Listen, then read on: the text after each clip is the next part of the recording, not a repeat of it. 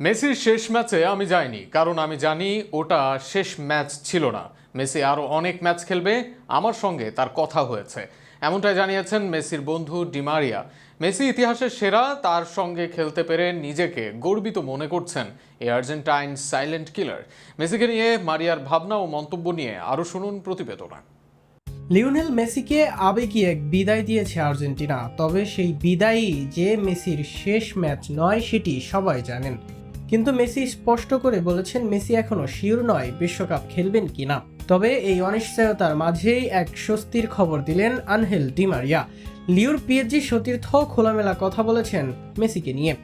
Argentine সংবাদ মাধ্যম টিওয়াইসি স্পোর্টসকে তিনি বলেন, আমি লিওর সঙ্গে কথা বলেছি, তাকে মেসেজ পাঠিয়েছি, আমি জানি এটা বিদায় নয়। সে এখনো অবসর নেয়নি, সামনে বিশ্বকাপ আছে, প্রীতি ম্যাচও আছে, এই কারণে আমি ওই ম্যাচে যাইনি। আমি মনে করি এখনো তার সময় শেষ হয়নি।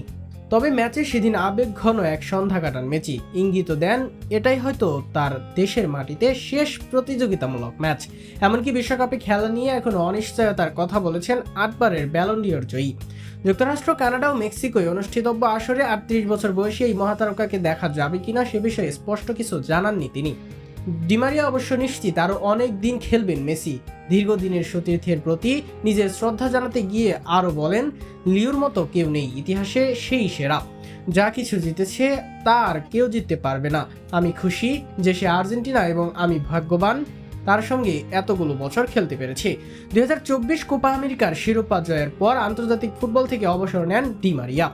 অন্যদিকে মেসি এখন পর্যন্ত আর্জেন্টিনার হয়ে 194 ম্যাচে 114 গোল করেছেন। 2026 বিশ্বকাপের পরও ক্লাব ফুটবলে খেলার সম্ভাবনা প্রবল হলেও জাতীয় দলে তার যাত্রা কবে শেষ হবে তা নিয়ে এখনও অনিশ্চয়তা রয়ে গিয়েছে।